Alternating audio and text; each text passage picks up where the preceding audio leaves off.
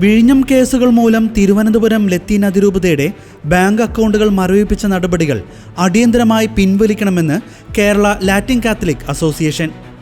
വിരമിച്ച വൈദികരുടെ ക്ഷേമവും വൈദിക വിദ്യാർത്ഥി പഠനത്തിൻ്റെ ചെലവുകളും നടക്കുന്നതിന് പൊതുവിശ്വാസി സമൂഹത്തിൽ നിന്ന് സംഭാവന ചോദിക്കുന്ന അവസ്ഥയിലേക്ക് തിരുവനന്തപുരം ലത്തീൻ അതിരൂപത നിർബന്ധിതമാകുന്ന തരത്തിൽ അവരുടെ FCRA അക്കൗണ്ട് മരവിപ്പിച്ച നടപടി ഇനിയും പിൻവലിക്കാത്തതിലാണ് ശക്തമായ പ്രതിഷേധം രേഖപ്പെടുത്തി കേരള ലാറ്റിൻ കാത്തലിക് അസോസിയേഷൻ മുന്നോട്ട് വന്നത്. FCRA നിയമത്തിൽ വരുത്തിയ ഭേദഗതികളെ തുടർന്ന് ഡൽഹി കേന്ദ്രീകരിച്ചുള്ള ഒരു അക്കൗണ്ടിലൂടെ മാത്രമേ പണം സ്വീകരിക്കാനാകൂ.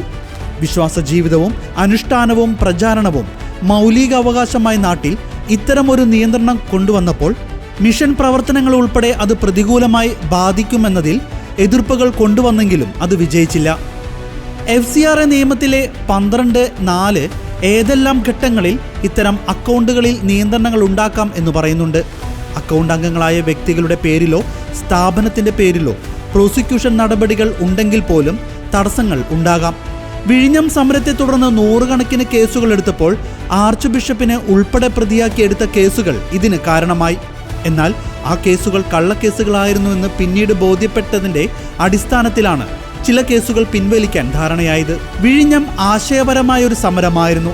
ഒരു വിഭാഗത്തിൻ്റെ ആശങ്കകൾ പരിഹരിക്കാത്തതിനെതിരെയുള്ള പ്രതികരണം. സിമന്റ് ഗോഡൌണുകളിൽ വാസയോഗ്യമല്ലാത്ത സാഹചര്യങ്ങളിൽ താമസിച്ചിരുന്ന മനുഷ്യരുടെ പ്രതിഷേധങ്ങളായിരുന്നു. അതിരൂപത നേതൃത്വം അതിന് പിന്തുണ നൽകിയെന്നതിൻ്റെ പേരിൽ ബിഷപ്പുമാർ ഉൾപ്പെടെയുള്ളവർക്കെതിരെ കേസുകൾ നീതീകരിക്കാവുന്നതല്ല. മൂലമ്പള്ളിയിൽ നിന്നും ആരംഭിച്ച വിഴിഞ്ഞം ഐക്യദാർഢ്യ റാലിക്ക് നേതൃത്വം നൽകിയവർക്കെതിരെ പോലും കേസെടുത്തു എന്നത് പരിഹാസ്യമാണ്.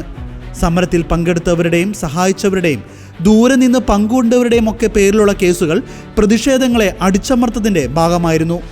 FCRA അക്കൗണ്ടുകൾ ഉപയോഗിക്കാൻ പറ്റാത്ത രീതിയിലാക്കി വിരമിച്ച വൈദികരും വൈദിക വിദ്യാർത്ഥികളും അനുഭവിക്കേണ്ട ക്ഷേമത്തിന് തടസ്സം നേരിടുന്നു എന്നത് മനുഷ്യാവകാശ ലംഘനമാണെന്ന് KLCA സംസ്ഥാന president advocate Sherry J Thomas പറഞ്ഞു.